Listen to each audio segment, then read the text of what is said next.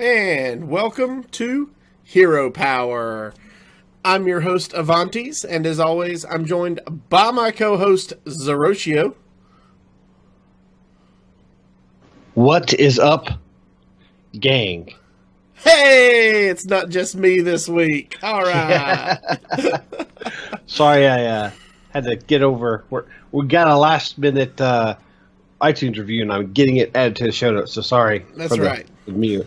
So, we've got Zerotio and I have a great show lined up for you this week. We've got some recent nerfs to talk about and some even more recent... Wait, no, this can't be right. I must have wrote this down wrong. This says Blizzard's buffing cards? What? No. Yeah. No. Yeah, it doesn't say Direwolf Digital. It definitely says Blizzard. Oh, my Lord. Blizzard never buffs cards. All right. We'll talk about that. I promise we'll talk about that. We will definitely talk about that in more detail here in just a few minutes. We also have, as Zerotio said, some last-minute iTunes reviews, but we also have an email. So while he is finishing up that, I will jump onto this email that says, Dear Hero Power, you asked for our thoughts on the Grandmaster Tournament and Specialist formats. Here's mine. I didn't like either of them. Specialist format works when you have balanced classes, but the problem is there are still counters to classes, and oftentimes 5 cards is not enough to change to make those matchups more favorable. I always felt like choosing which class decks to bring was always a fun experience, and seeing how all the decks interact with each other. I currently play in the THL, and I play in 3 formats: Conquest, Last Hero Standing, and Specialist. I have the most fun with Conquest and Last Hero Standing. Specialist just has problems with matchups with the problems stated before. Oh, I brought Warrior, you brought Rogue, I win. You brought Mech Paladin, I brought Warrior, I lose. In regards to the Grandmasters, I don't want to watch Warrior mirror matches and predictable matchups. It was too boring. Yes, there was some good plays. It's just not my cup of tea. I won't be watching any more Grandmasters until there's some sort of change. Sorry for being a downer. That's just how I feel. Signed, Ducharmo. So, Ducharmo, I agree for the most part. I just feel like the viewing experience for Grandmasters is just really, really boring. Yeah. And I think Specialist format is the reason for that. As you said, there's no real counter queuing like you had in Conquest, or where you play a match. If you win, you change. If you lose, then you have some sort of strategy in how you're going to go into game number 2. You just don't really have that with Specialist format. Zerotio, what are your thoughts? I agree 100% with Ducharmo here. And Ducharmo and I kind of have a lot of adverse views on competitive Hearthstone. We've talked at length. He's a very good mind to talk to. And I have historically disagreed with him quite a bit in his stance. Not that he's wrong, just that I have a different view. But in this, I agree 100%. It is boring. I do think the 5-card restriction really, really shackles the players into a specific type of deck. And I know that was really their goal. They wanted to be more like a sideboard than anything else. I have heard some personalities in the community say that maybe a 10-card difference would be enough. I don't think that's enough either. I think if you want to keep the Specialist format as it is, where they only bring 1 class, you have to have no limitations on the cards. I could literally play a Control Warlock and then turn around and play a Zoo Warlock. Now, Open Deck List can allow people to plan for stuff like that. And I think it is kind of a medium between something like Conquest and something like that uses a multi-class format, Conquest, Last Hero Standing, Strike, and then something like Specialist. You have to have diversity in the decks so you can have diversity in the counterplay. And the reason it's so boring is there is no diversity in the counterplay. It's, I see this one card that's different from your two lists, so I only have to change my technique of playing, or I've luckily picked my best secondary or tertiary deck to counter that, and boom, no counterplay. That's where you do see a lot of sets go, 2 wins and no losses, or 3 wins and no losses. You don't see a lot of game 3 or game 5s unless it's a mirror match. And unfortunately, we've seen a lot of mirror matches, and it's bad. Now, again, I was very hopeful on the Specialist. I liked it as a player, and some of the players still say they like the format, but it is boring. They have said they are going to be reevaluating it after the next set of Grandmasters, and maybe making some adjustments to the format. Let's just hope that they take the community into consideration and take some of the suggestions that we are offering. Yeah, absolutely. I think there are some ways to make it, like you said, make it more interesting, and hopefully they will reevaluate that and see that those changes do get implemented.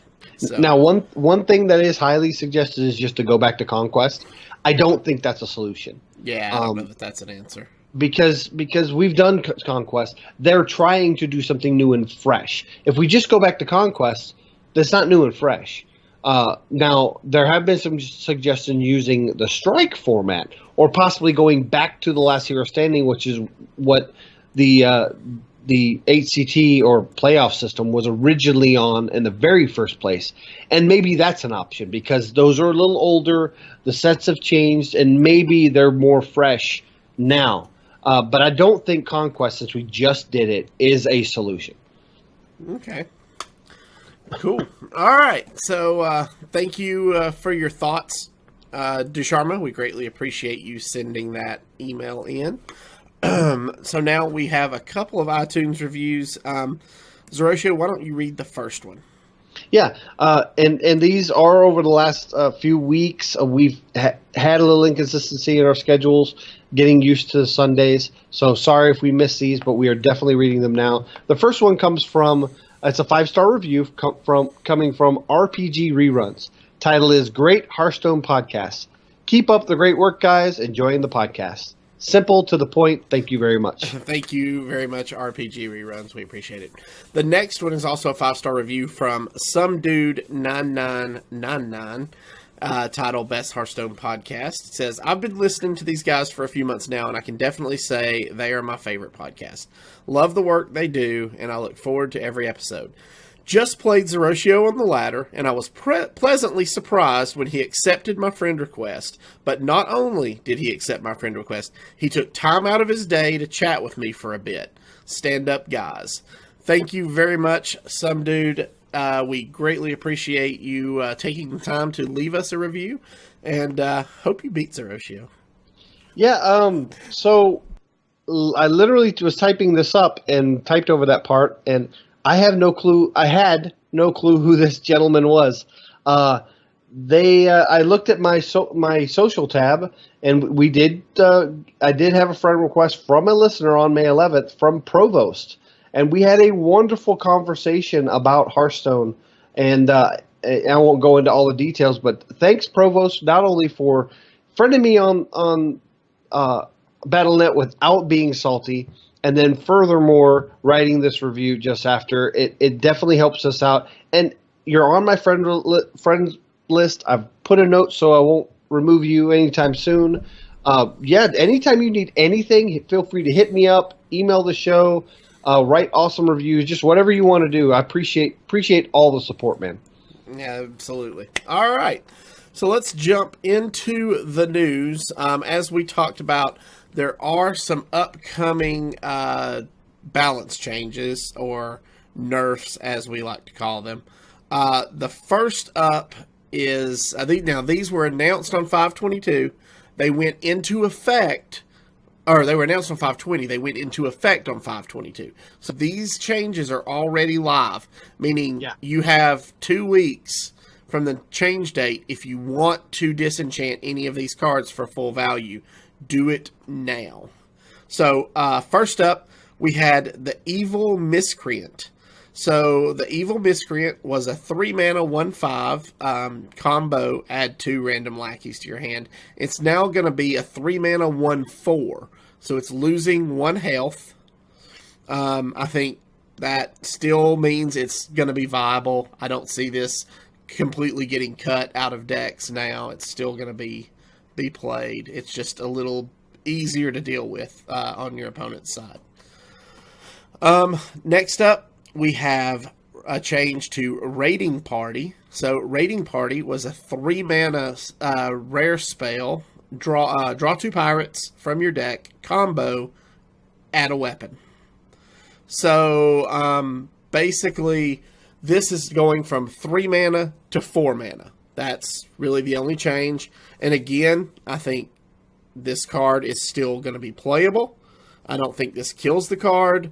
Zerotio, you're shaking your head. You guys have thoughts otherwise? It will be playable, but it may actually go down to a 1-of, mainly because of the next nerf we'll talk about. Because this nerf alone is a little bit of a hit, but it doesn't make it totally crippled. But in coupling with the next nerf, it might be harder to play it in your deck. Yeah, that's right. The next nerf he is talking about is a nerf to a classic card, which is Preparation.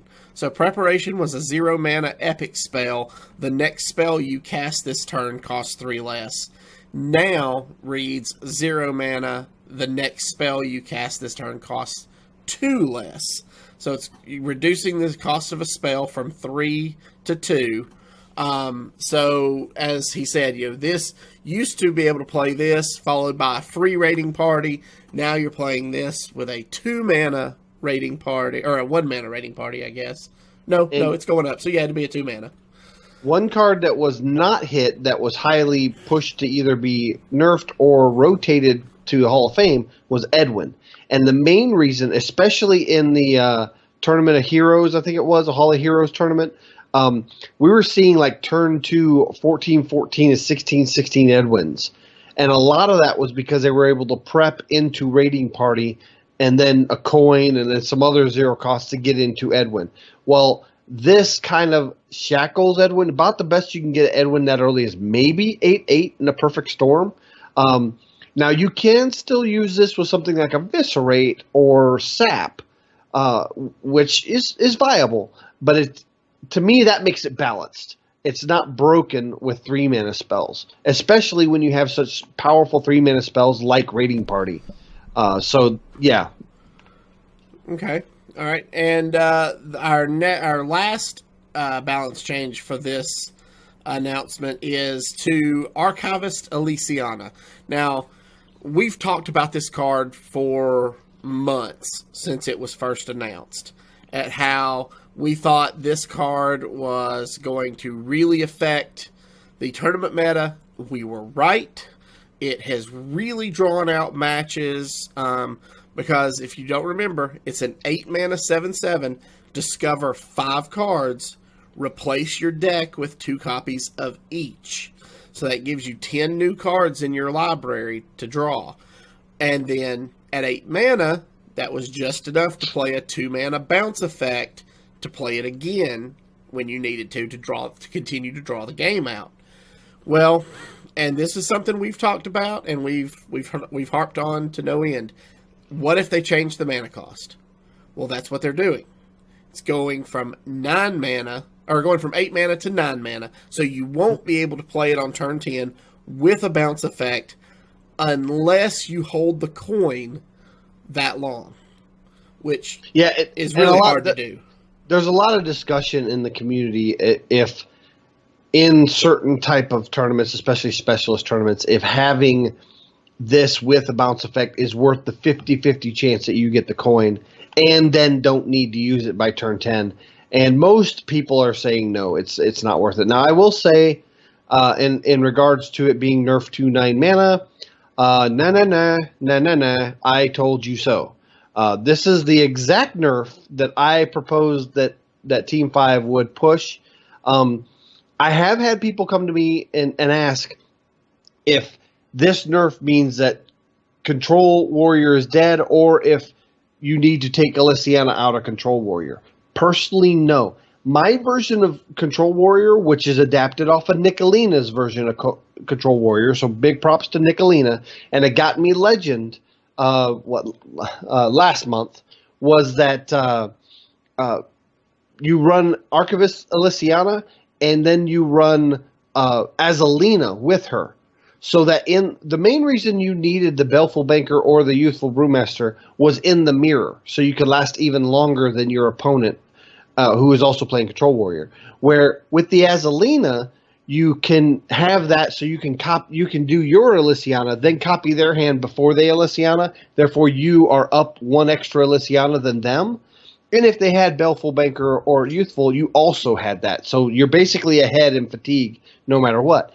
But it also had the flexibility of being able to steal board clears like Mass Hysteria from Priest when they're playing the Nami Priest.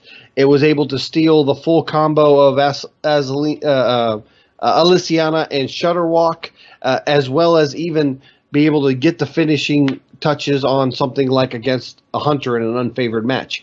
So I personally am not even changing my list. I'm keeping Elysiana in the list with Azalina and playing it just like I was, and it's just as successful. Yeah, so I did take advantage of this nerf. I had a golden Archivist Elysiana. I disenchanted it for full 3200 and crafted normal Archivist Elysiana. So Smart. I got a free legendary out of it, which I crafted tonight for the deck we're going to be playing, because I was really excited about this card, and we'll talk about it more when we get there. But yeah, well, I'll show you when we get to our deck list of the week. Also, we have an announcement of Behold the Rise of the Mech, which is a new event coming June 3rd. Yep. So Blastmaster Boom is headed back to the drawing board to upgrade his arsenal and perfect some of his pet projects. Check out what's coming to the tavern during the Rise of the Mech event, including a brand new legendary that I believe everybody's going to receive a copy of. Yes, if you log in between the window, it's June 3rd, I think, to July 1st. July 1st is what it is? Yeah. June 3rd to July 1st, then you will get a golden copy of this. Now, if you don't log in during that window, you can craft the regular, but you will not be able to craft the golden. It is only used for the promotion. That's right. And so what is this we're talking about? It is, of course, Snip Snap. So Snip Snap is a 3-mana, 2/3 mech minion with Magnetic and Echo, Death Rattle, to summon 2 1/1 Microbots. So, important notice, it says that this card will be considered part of the Boomsday project and will rotate out with that set. So that's just something to keep in mind. This is considered part of the Boomsday project set, even though it's just coming out now. So that was like, hey, really cool. And there's some other changes coming with this set. This is where the buffs that we talked about are coming from. Yes. And I don't have graphics for all of these, so we're just going to run down the list, because all these are literally mana cost changes. None of the actual cards, I don't think, are changing how they read or attack or health or anything. So Gloop Sprayer, Druid minion, is going from 8 mana to 7 mana. Mulch Muncher, Druid minion, is going from 10 mana to 9 mana. In the Hunter class, you have the Necro Mechanic going from 5 mana to 4 mana, and Flark's Boomzooka going from 8 mana to 7 mana. Now, in the Mage class, you'll have Unexpected Results going from 4 mana to 3 mana, and Luna's Pocket Galaxy going to 5 mana That's huge. From 7 mana. That's huge. I actually have that card, and I'm really excited to maybe be able to play with it. In the Paladin class, you'll have Crystology going from 2 mana to 1 mana, and you'll have Glowstone Technician going from 6 mana down to 5 mana. So I want to stop on Glowstone Technician real quick. I believe this is going to be the sleeper buff of the set because it is extremely similar to the Fungalmancer, and in its stat distribution, it actually has better stats for 5 mana than Fungalmancer did. So I really think, while hand buff Paladin hasn't been that great in the past, this change from 6 to 5 mana this card's going to be played. Okay. In the Priest class, we're seeing the card Extra Arms go from 3 mana to 2 mana. And we're seeing Cloning Device go from 2 mana to 1 mana. In the Rogue class, and now I feel like this is huge. I feel like is the biggest buff of all of them. In the Rogue class, the Pogo Hopper is going from 2 mana to 1 mana. Do you know what that Pogo Hopper is going to be hopping on? People's faces. A magic carpet. Oh, yeah. Yeah, absolutely. Because now it gets the magic carpet buff. And it doesn't matter if it's a 1/1 or a 15/15. It will get that +1 attack and rush.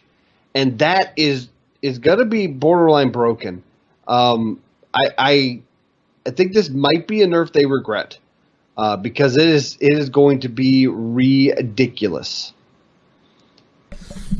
Yeah, you mean a buff they regret. Yeah, I agree. Yeah.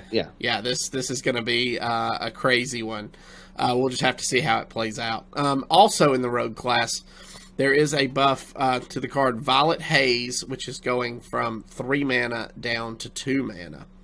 I think this actually makes that card playable. 2 mana to get 2 Death Rattle cards. Yeah. I really think that makes it playable. I think it will also go in a new archetype of Rogue, which with the nerfs to Rogue recently, a new archetype of Rogue is being searched for. Right now, it's kind of falling flat because Tempo Rogues doesn't have the steam it used to. But with these buffs, come June 3rd, I think Rogue's going to go back into the limelight. Yes, I agree. In the Shaman class, we're seeing change to the Stormbringer, which is the legendary spell. It had been 7 mana. It's now going to be 6 mana. Again, I think this is going to be very good for that card. Also in Shaman, the Thunderhead, which is a 4 mana 3/5 spell, or minion, 4 mana 3/5 minion is now going to be a 4 mana 3/6 minion. So this may be one of the only place we see the mana cost stay the same, but it's gaining 1 in health. So Thunderhead is currently being played with great success, and mainly because it's a 3/5 on 4 that, when coupled with some of these overload minions, overload spells, get automatic rushing 1/1 minions for board clear. And then he's hard to remove. He's even harder to remove now. So Shaman definitely is getting a buff with this. Yep. All right. And the Warlock cards, we're seeing Spirit Bomb go from 2 mana to 1 mana. And Dr. Morrigan, the legendary minion, going from 8 mana to 6 mana. So Dr. Morrigan going to 6 mana. If only there was a spell that summoned me random 6 mana minions, and she would be really good to pull off that. Oh wait, there is in Mage. I think you're going to see her a lot off that, and when you get it and you kill her and it pulls out your Mountain Giant, you are going to be so happy. Oh yeah, I think this is going to we'll see this finally hit the board. And then finally in Warrior. Security Rover is remaining 6 mana, but it's going from a 2/5 mech to a 2/6 mech that summons a 2/3 with taunt every time it takes damage. So that card is already seeing a lot of play, and now it's going to see even more. And then we actually are having one minion get a buff to its attack, and that is the Beryllium Nullifier for Warrior. It's a 7 mana 3/8. It's now going to be a 7 mana 4/8 that can't be targeted by spells or hero powers. So there's a lot of controversy with these two Warrior buffs. The thing is these two cards are not actively played in a deck. They're found off of discovers, and they are highly picked off those discovers. But they are not actively put in decks. If you looked at all the Boomsday cards in Warrior, because they basically pick 2 per class, these are pretty much the 2 least played in a deck cards in Boomsday. So they picked the right 2 cards. The problem is they're just really effective in the meta right now, and a lot of people think it's going to break them. Do I think that those cards are going to go in decks now? No. But they're going to be even more picked in the Discover effects from Dr. Boomman, Genius, and the Omega Assembly. Yeah, that's right. So now we also have some other news with this announcement of Snip Snap. THL and Hearthstone community member Hockey Boys noticed really early after the announcement of Snip Snap. Like 5 hours. Yeah, that there was the possibility for an OTK combo using Priest as early as turn 5. You're muted. Oh, okay. But yeah, so there is a combo for OTK possibility as early as turn 5 using Snip Snap and Priest. And basically, you would play the Coppertail Imposter on turn 4, which is a 4 mana 4/4 with Stealth.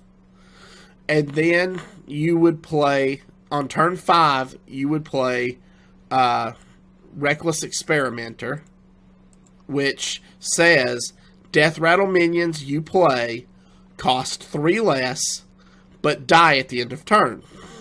So basically, it makes Snip Snap a 0 mana magnetic echo minion that you can then just magnetize the Coppertail Imposter an infinite number of times and swing for lethal on turn 5. So basically, it becomes a new form of APM Priest. It's literally a 3-card combo. Turn 4, you play the Coppertail, and then turn 5, you just need these 2 cards. That's it. And if you can quickly enough, magnetic enough times, again, depending on the animation times and all that stuff, it is a legendary, you might be able to get it up to a 30-plus attack minion and then go to face. Barring they don't have taunt, found a way to get rid of your stealth. It's not a perfect... It's not like a Mechathune combo. Yeah, it's not like it's going to happen every single time you have the combo in your hand. The fact that it can happen on turn 5 with a setup on turn 4 that is very hard to do unless you specifically tech for it. The community went crazy about this. Yeah, absolutely. As they should have. Yeah, and Hockey Boys kind of, in the THL community, he kind of is known as being a memer. And a lot of people will come out saying that all the dust refunds for the did we mention what the nerf was going to be to Reckless Experimenter? Not yet. We hadn't got there yet.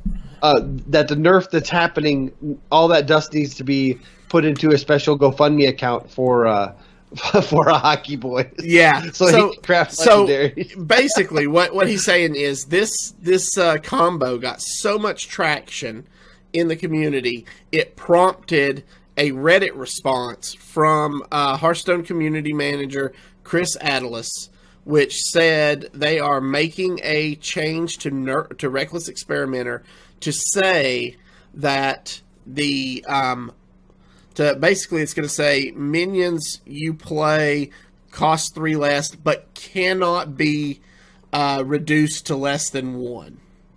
So this combo will still be possible, but it's limited by your mana because the cheapest you'll be able to get Snip Snap to is 1 mana. Correct. Now, this could cause some possible combos in Wild because, as you remember, there are some combos in Wild for Mechathune that the combo itself, the minions don't get below down to 0, but a lot of players played with other Death Rattle minions like Loot Hoarder and Blood Mage Stalnos, and they just held those in their hand.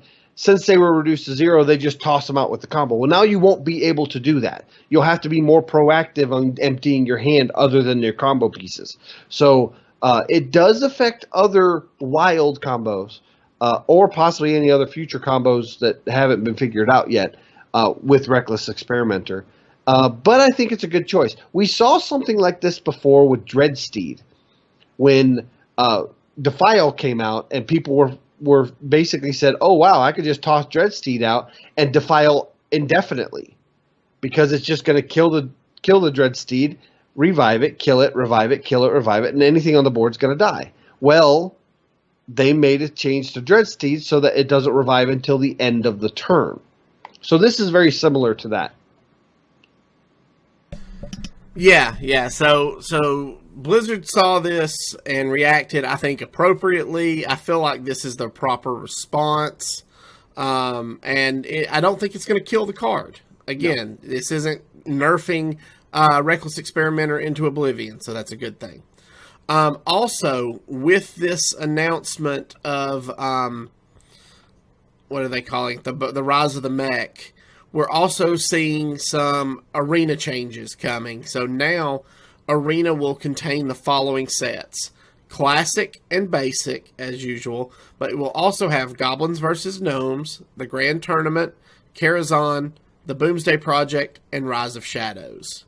So those are all sets I really enjoyed playing. So I'm really looking forward to playing some Arena. This excites me mainly because I liked the Grand Tournament in Arena. There are some Inspire actually has some really good work in Arena. There are some Inspire cards that just dominate when it comes to the pools. I do think because Inspire is not used that often, that in Arena the buckets are going to be very misbalanced, like they were when this new system has come out with Rise of Shadows. But I've not enjoyed Arena more since it went away from being all sets, since it went away from being basically a Wild Arena. When it changed the standard, I enjoyed it, but it just it didn't have that level of fun that I wanted. But now that they've done these kind of rotations that include some Wild sets and some standard sets and the base sets, I've just had a lot of fun. Now, I haven't gotten like a crazy 12-win run or anything like that, but I'm getting a solid 5 to 7 wins, and I feel competitive. In the past, it's always been, I'm getting 10 to 12 wins, or I'm getting 3 at the best. I've never found a good Arena meta that I'm getting a nice solid, fluctuating number that I feel is based on my skill level instead of based on the draft. And that's what's important to me, is that Arena rewards skill. These new set rotations so far and the bucketing of those cards do reward a good Arena gameplay. And yeah, I can't wait. This is going to be fun. Yeah, I agree. I'm really looking forward to it. But so with the announcement of Rise of the Mech event, how do you feel overall about the buffs that we talked about to those cards from each of those classes? Do you feel like this is a good thing? Do we feel like maybe it's setting a precedent? Maybe this is something we could see more of in the future? And, do we even feel like this event is in the flavor of the set themes? So I do like the precedents that it sets. Direwolf Digital with the game Eternal often does card buffs whenever they have new sets come in and certain decks take the spotlight. They buff other cards to kind of promote different deck building styles. Do I like these specific buffs and the way they went about doing it, where they did 2 class cards out of 1 set and no neutrals? I personally don't think I do like that. I don't necessarily think these cards will necessarily impact the meta. There are a couple highlighters. Obviously, Luna's Pocket Galaxy, I think, is going to be one that will be a big change. Paladin with Crystology and Glowstone Technician, maybe. Pogo Hopper, and then I really don't think the Warrior one's going to change the meta because that's just going to make the current deck more powerful. It's not going to allow for new. If they think changing Security Rover and Beryllium Nullifier is going to make people go, "Ooh, I want to make a tempo-based mech warrior," it's not going to do it. If somebody wants a tempo-based mech deck, they're going to go to Hunter. That's who has the tools for that right now because it has that type of removal mid-game, where Warriors mech-based removal is all turn 10 plus with the Devastator, the Omega Devastator, and cards like that. So, do I think the right cards were hit? Not necessarily, and not even necessarily the right set, because I don't think Boomsday is necessarily the biggest outlier problem in the current standard rotation. However, I do like that they're doing this buff. They're setting this precedence, so it will allow them to do it again in the future. So I do think there might be some flops here, and there might be some that have been overcompensated, which will misbalance the meta again to the point they need to nerf cards again. But this is the right direction. This is the type of actions that the community has been asking for. They're asking for more proactive reactions to the card pools, whether it be through nerfs, buffs, rotations, something. They want Blizzard and Team 5 to be heavy-handed, make these changes, and make the ladder less stale during that month and a half time between, like, in the middle of set rotations. Yeah, no, I agree. I'm very excited about these changes. I agree. I think seeing some of these cards that have been fringe actually now get played and be more main deck. We joked with Mad at Arms about the card Extra Arms when it first came out. I like that card. I like that card a lot. And with it at 2 mana, it's going to be a good buff card for Priest minions. So I think we'll get to see it a little more. Stormbringer. I think the Stormbringer is a fantastically fun card. And now at 6 mana, we may get to see it played more. We've seen it occasionally at 7. The thing about that card, the Stormbringer, the reason it's not very good in 7 is because by turn 7, with the decks you want to put it in, the game, you need to be finishing the game that turn or you lose. Mm-hmm. With it at 6, most of your aggro-based decks cap out at 6. Why? Because Leroy Jenkins is at 6, and usually that's where that card is. Well, in something like an aggro-based Murloc Shaman, maybe you don't put Leroy, you put Stormbringer instead, and when you get to 6 and you have a board full of Murlocs, because you had Soul of the Murlocs on all your Murlocs, you boom, get a bunch of legendaries, and maybe you get a Leroy or 2. So it might be a capstone on an aggro deck. It's never been strong enough at 7 to be a good tempo card, because random legendaries just aren't great in tempo. But it is good in an aggro-based strategy. Yeah, absolutely. All right, so I think that pretty much covers all of the news that we wanted to touch on this week. Was there anything else missing that you can think of that you wanted to talk about? No, there is one card in the buffs category I do want to talk about, but we're going to talk about that in the context of this deck that we're playing. So we'll go ahead and get on to our deck of the week. Yeah, so Zerotio actually brought to my attention that Tice has been playing a Heal Druid. And, this was one of those archetypes we kind of joked about when this new expansion was mentioned. And he's actually seemed to have found the right combinations to make this thing fire. So I'm going to run down the deck list, and then I'll turn it over to Zerotio to kind of explain how the deck works and that card that recently just got buffed, and how it's going to play into that. So this is Heal Druid by Tice, and the deck list is as follows. Do you have the image? Oh, yeah. I do actually have it here. Wait. That's somewhere. Nudge, nudge, wink, wink. There we go. 2 Crystal Power, 1 Blood Mage Thalnos, 1 Keeper Steladris, 1 Wild Pyromancer, 2 Wrath, 2 Ferocious Howl, 1 Healing Touch, 1 Mind Control Tech, 2 Witching Hour, 1 Archmage Vargoth, 1 Phlebidnus Floop, 1 Juicy Sock Melon, 2 Predatory Instincts, 2 Swap, 2 Faceless Manipulator, 1 Starfall, 2 Witchwood Grizzly, 1 Ziliax, 2 Ancient of Lore, 1 Gloop Sprayer, and Lucent Bark. So, of course, the card we were just talking about being Gloop Sprayer. So, Zerotio, tell us a little bit about how this deck works.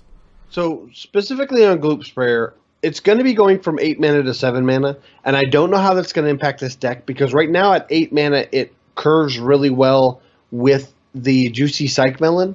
So when it goes to 7 mana, you might have to find another alternative for an 8 mana slot, cut down to 1 Ancient Lore, or maybe just cut out the Juicy Psych Melon. I'm not sure.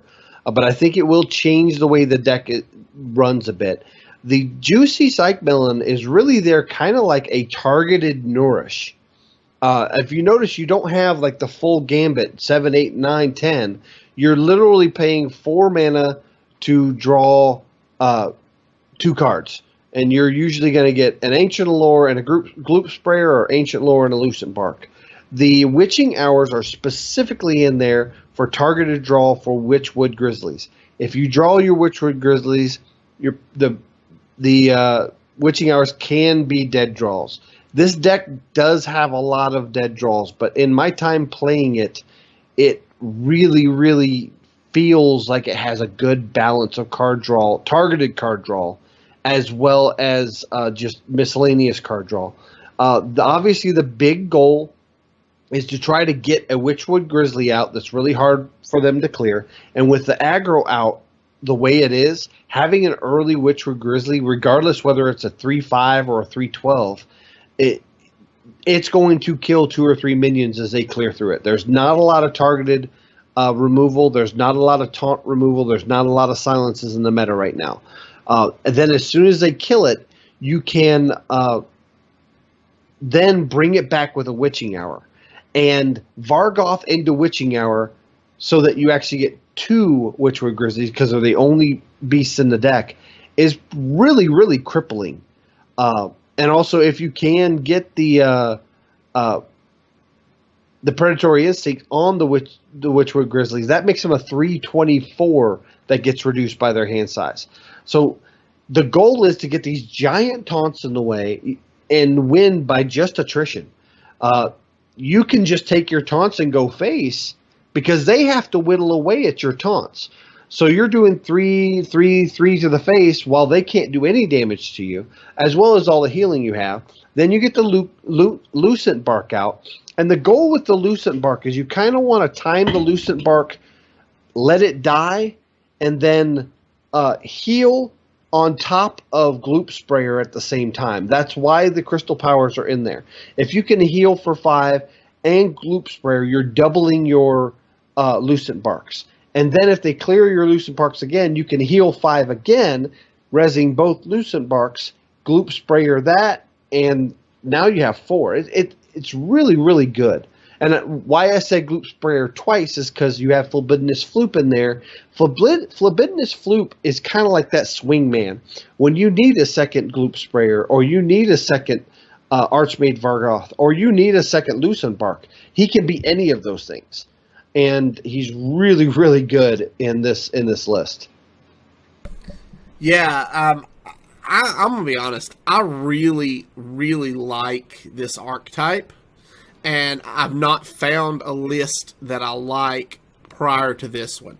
And Zerotio and I are going to steal a bit from one of our friends over at Hearth Coach tonight, and I'm going to play this deck, and he's going to kind of help direct me to playing this deck. So tonight only, Zerotio is going to be cosplaying as Frid, and we're gonna play this deck in the second half of the show. So I'm excited about checking it out. So. Except I'm going to spectate you and not curse you to lose. That's going to be the difference. Right. So the curse of the coach is real. Yes. Don't let anyone tell you it's not. That's right. So, all right, guys. Well, that's going to do it for us this week. If you are joining us on Twitch or YouTube, please stay tuned for the live play portion of our show as we check out this Heal Druid. If you are listening via our audio podcast, we'd like to thank you for joining us at this time. Remember, you can follow us on Twitter at HeroPower_cast, or you can find all of our past episodes on YouTube at youtube.com/ECMMOGamers, or on our website at HeroPowerHS.com.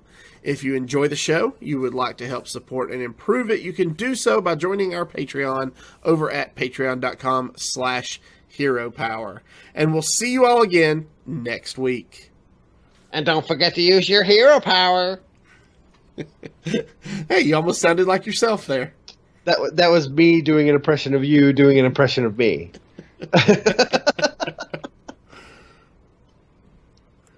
Alrighty then. Oh, that was fun. Alright, let's fire up some Hearthstone here. Blow the dust off. Yeah. I have been playing a ton. I've had a lot of stuff going on in my personal life, so I have not been able to dedicate ladder time. I've been playing my THL matches, and then pretty much been drowning myself in solo content on my phone since I have not had a consistent time to play with all my family situations going over the last couple weeks. Right. So I've been playing a ton of the solo content, and I love it. All right. Well, can't get Hearthstone off that monitor for whatever reason. There we go. All right. So let's jump right in here. You're rank 12. That's actually not too bad for you. I am. But I had, prior to this past week where I haven't played a whole lot, I've been playing a lot of Mech Paladin and getting leveled up through that. Mech Paladin is pretty sneaky strong. It's not top meta, but against some of the decks that are out right now, it's pretty good. No, but you build some pretty big mechs with Magnetize and then Kangor's Endless Army to bring them back, and it's just, yeah. Yeah. All right, so what are we looking for in our opening hands? We're playing against a Shaman, and we have Predatory Instincts, Swap, Gloop Sprayer, and Vargoth. So when you see the Predatory Instincts, you don't want to see Witchwood Grizzly. So usually you kind of want to draw mulligan as little as possible when you see Predatory Instinct to reduce the chance of drawing the Witchwood. So do we just throw away Sprayer and keep everything else? I think you throw away Sprayer and probably, against Shaman, I would keep the swipe. And we're on the coin, so we can play one of these 4-mana cards on turn 3, which I'm assuming would be Predatory Instincts. Yeah, I definitely would. I'd throw back Gloop Sprayer, and then it's a coin flip on Vargoth. I think I'm going to hold Vargoth. I would hold Vargoth, because worst case, you draw one Witchwood Grizzly, and that's not the end of the world. Okay, we draw into Witching Hour. That's not bad, actually. That's actually really good. All right, so we have no play for turn 1, barring we don't draw into something. So, and this is so far Murloc Shaman. This is a tough matchup. All right, so we drew into Crystal Power. So I think we just hold that and pass, right? Yeah, you kind of want to be sparing with your Crystal Powers. I would just hold it unless he drops something like the Murloc that makes you more Murlocs when you play Murlocs. Yeah. That might be worth playing it. So he's lacking into a Summoner. So that tells me he doesn't have the synergies for Murlocs in his hand, or he wouldn't have turned a Murloc into a random minion. I think you just hero power this 1/1 down. That's what I was thinking. So Predatory Instincts with the coin is it's tempting. The problem is then you're still not playing the Witchwood Grizzly the next turn. So, do you think we Vargoth on coin and then Predatory Instincts? I think you coin out the Vargoth because that's going to make him have to deal with the Vargoth, even if he clears it. That'll make him have to deal. Now that he poisonous this. Yeah, now I think. How greedy? I think we coined the swipe. I think we coined the swipe because here's the thing: I want to get a good mind control tech, but I don't want to leave that war leader. And the likelihood he plays 2 Murlocs this turn, or Murloc and hero power, is high on 4. So you're probably going to get a good mind control tech anyways. But regardless, we're probably going to wait on the mind control tech and Predatory Instinct this turn anyways. Right. So he's only playing the 1 Murloc this turn. Which is probably playing around mind control tech, which is smart. So we are going to Predatory Instincts. Yeah, because we want to play the Witchwood Grizzly next turn because we have the Witching Hours in hand. Right. Regardless, because this list does not run Hex that I'm aware of. Okay. So we don't have to worry about our Witchwood Grizzly being hexed. We shouldn't have to worry about it. Let me put it that way. Anything can happen, especially with the lackey that creates spells. Now, if you haven't seen the lackey doesn't create spells, then they're less likely to have hex. But if they play the lackey that gets them a spell and they snap pick it, it's almost always a hex. Right. If they keyed into what deck we're playing.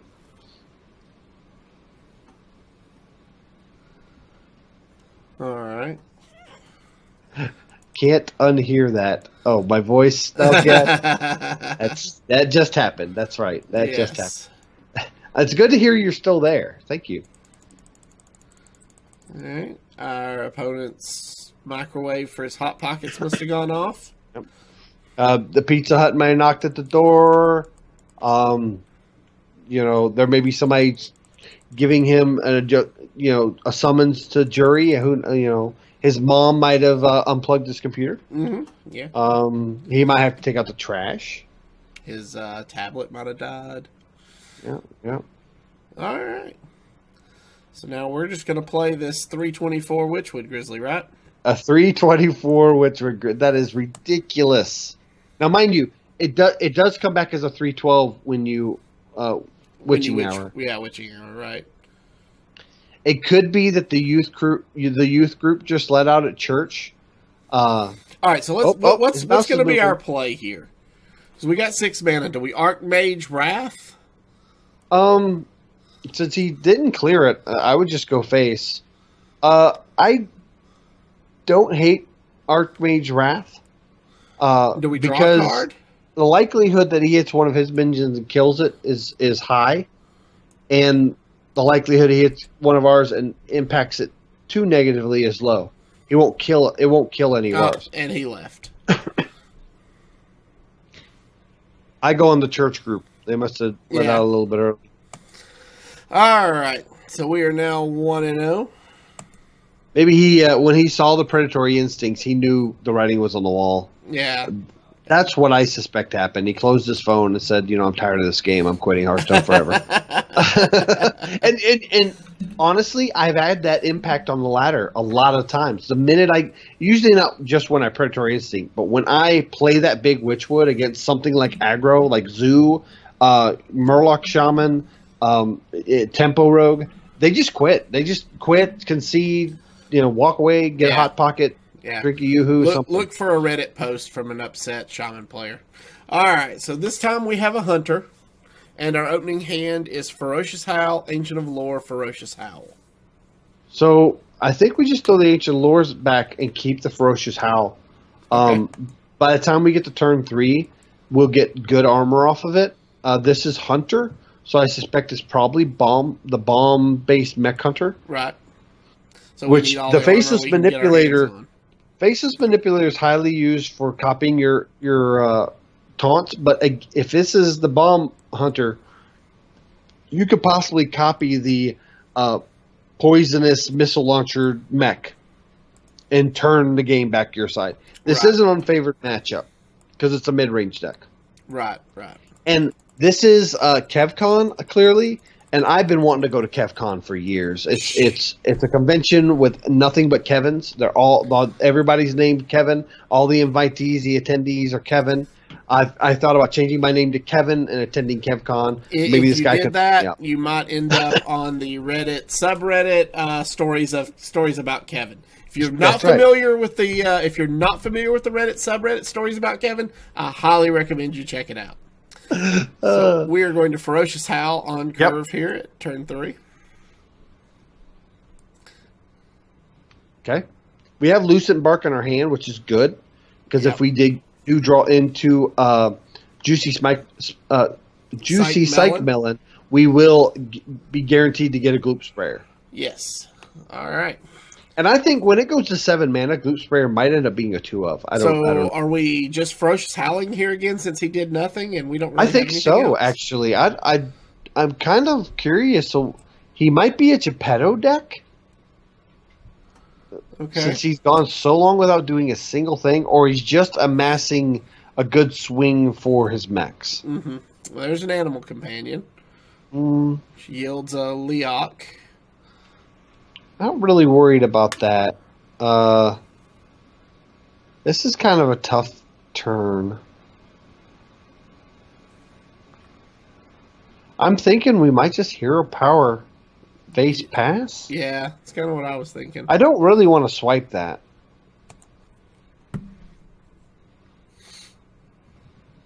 He's playing really passive. Yes, especially for a hunter. And I think we're probably just going to try to get to turn 8 just so we can Lucent Bark. I don't have a problem with that. The problem with that is we've got so much armor, it's going to be hard for us to heal for 5. Oh, that's true. So we might, but he may chip us down. He may chip all the armor down by the time we get there. Which is the reason I didn't want to remove the Leok right now. Let him do a little damage to us. We don't want him to go crazy, obviously, but that's why we have the armor. Right. So, turn 7, do we play the Ancient of Lorendrome? Oh, there's Juicy Psych Melon. The problem with Juicy Psych Melon is going to fill our hand up. 7, 8, 9 cards in hand currently.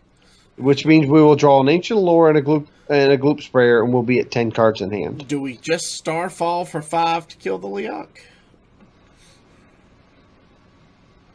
Since I'm not... out of our hand? Yeah, because I think this might be secret-based. So we won't need the 2 damage Starfall. So that's probably, I think that's probably the best way to go. Yeah, because we got to manage our hand size, right, for the Lucent Bark. We can pass next turn, because we'll be at 9 cards, and then next turn the following turn we'll be playing Lucent Bark. Yep, there's more secrets. So we need to get. What we need to do is play Lucent Bark and then there's a Witchwood Grizzly. Okay. So I like playing the Witch. Yeah, that's obviously the way we're going to go. But I think this turn we just play the Witchwood Grizzly to get it there. Maybe eat up a snipe. No snipe. No. But at least we test it for snipe. Hero Power attack face and see if we can trigger something. Yeah, let's just... Maybe we should have done that first, but I want to test for snipe. Well, we've got the Witching Hour in hand as well. Yeah, so. That's true. I really am not worried about if this is explosive and the 2 damage it's doing to it. Because we want it dead anyways. Yeah, right? and a best case scenario is if that other secret is Ice Trap, we want to trigger it on something like the Grizzly versus Lucent Bark. That's actually not bad. Because now we can put the Lucent Bark in its way. Yep. Yeah, this is Lucent Bark turn. We need to take some... I have even gone as far as healing my opponent's face. To trigger the Lucent Bark.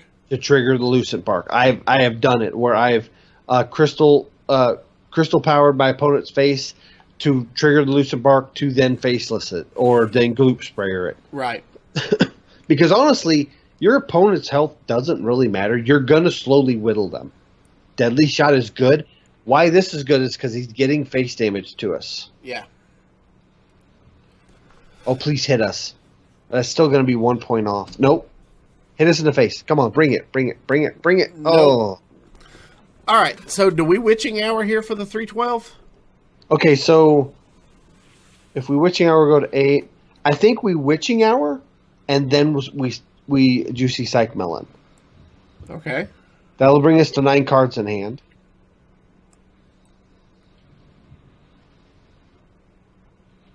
Then we don't want to play anything else because that is probably Freezing Trap. Okay. Do we want to Hero Power?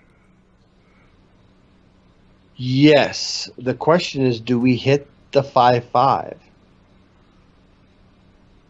Actually, that's probably a good idea because that will bring our health down to where we can heal next turn. And it brings the 5/5 down within swipe range. Yes. As well as a Hero Power running with the Grizzly, and it gives us room to heal.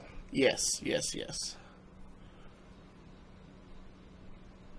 There's the second Deadly Shot. So good.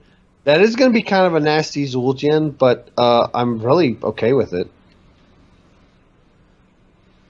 Oh, so good. So he's going to go ham here. This is what I see. I see Crystal Power. Oh, that's draw into great. Forbiddeness Flute. So Crystal Power into Faceless Manipulator into Floop. Does that work?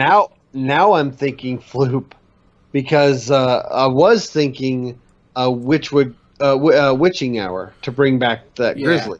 So we're gonna Crystal Power first for yes. 5 health. Our face, yeah.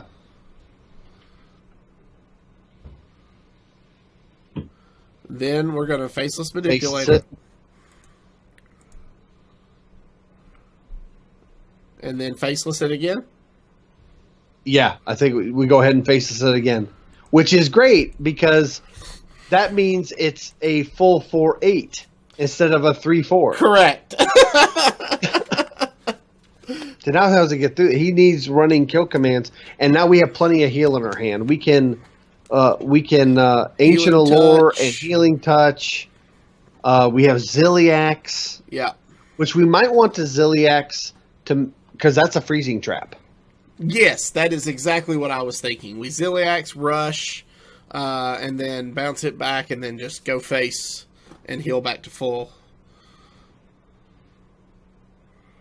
Ooh, if he clears his own minion, doesn't put a minion out, that's semi-problemsome. Marked Shot, that's fine.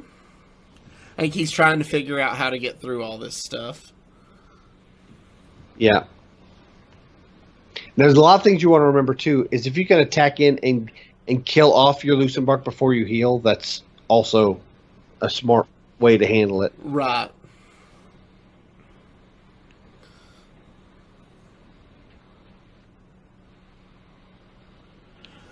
All right. So I think we Ziliax into the 5/4 to pop the Freezing Trap.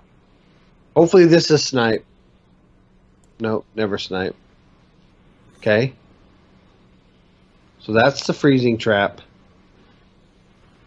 Then I believe we Healing Touch, or we hit the 5/4 with one of the 4/8 to see if we get any other traps. No.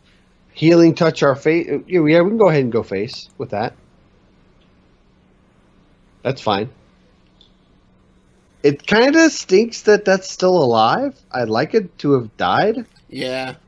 But we still have the Ancient Allure. So Healing Touch our face. And then Hero Power face.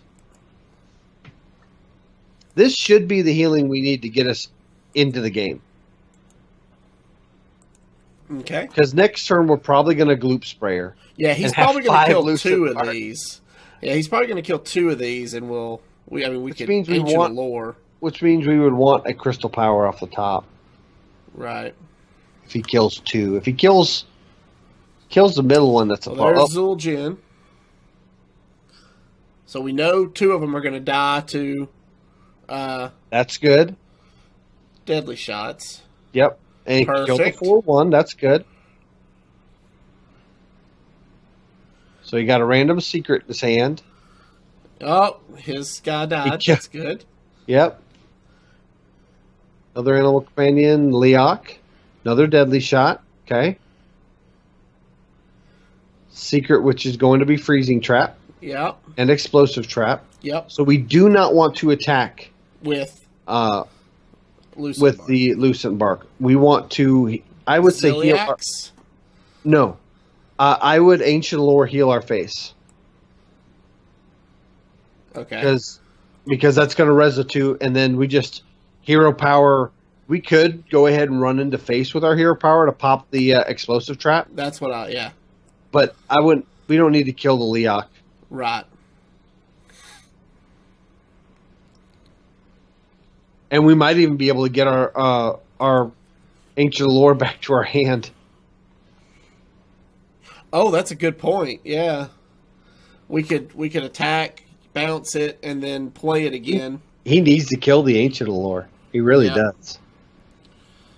But honestly, we're probably if 2 of these stay alive next to each other, we're going to gloop sprayer him. He's going ham on his secrets. Well, that's all he can do. Yep. He's smart killing the middle ones Yep. because he's playing around gloop sprayer, which we have plenty of time to gloop sprayer, so we don't need to hurry into that. Right. Yeah. There's He's going to run out of options. No eventually. rush.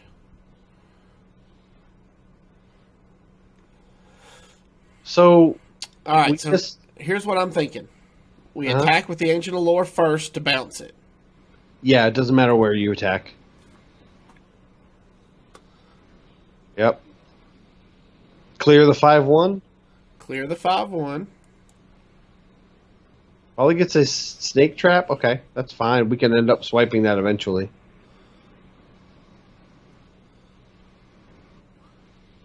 Okay. And then use the 9-mana one to heal our face? Yep. Or do we heal the 4/1? We're at 20 health. I think we could do. I think to so, heal too. the 4/1. This gives us more room to heal later. Because it doesn't matter where you heal. You can heal your opponent's minions, your face, as Right. long as it's 5. That's all that matters. Right. It's not your home invader. Well, whose home invader is it? And why do you want a home invader? Yeah. So this is how this deck works. You just keep bringing back the multiple Lucent Barks until they just get so frustrated that they're just done. They go get a Hot Pocket, order some Domino's pizza. He can't get through these. He tries. Like, you don't have to worry about clearing his minions because he just got to run them into these walls. Mm-hmm.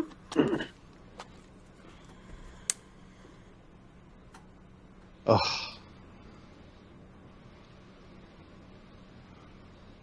Oh, he's gonna kill command it this time. Yeah, he doesn't want us to get that one back. Yeah. So So if we do gloop sprayer now. yeah, we gloop sprayer now. Yeah. Oh, that's 5. There's 5 of them. Now do we just attack, or should I? I guess We attack face into the 1/1, and then that other secret could be a freezing trap. We could Yeah. get a gloop sprayer back, so I wouldn't attack. okay. We're the aggressor. It seems like we're not, but we're Right. the aggressor here. That's true. That's true. He's on a time clock. And we actually have the other faceless in hand, so we could get another. Yeah. And as he starts whittling these away, we're 1 heal away from. As long as we're not at full health, we're fine. Yeah, we actually have. A heal brings all these guys back, so we've got 20 damage worth of Lucent Barks currently on the board. The hardest part is making sure your not full out health. And you can use your hero power and smack it against a minion to fix that. That's correct. So he's going to run in. Is he going to clear it with his weapon?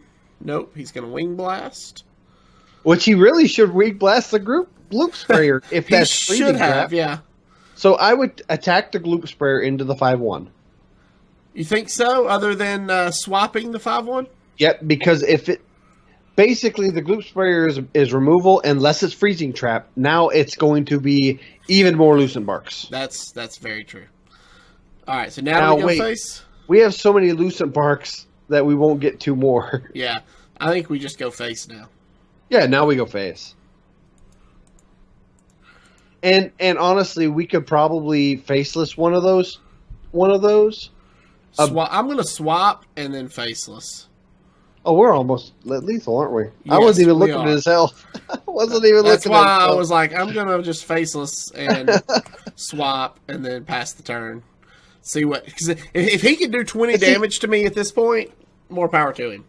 See, you don't even realize you're close to lethal now because he's basically... He can't swing that weapon. Right. And he's never going to forget. He's never going to forgive.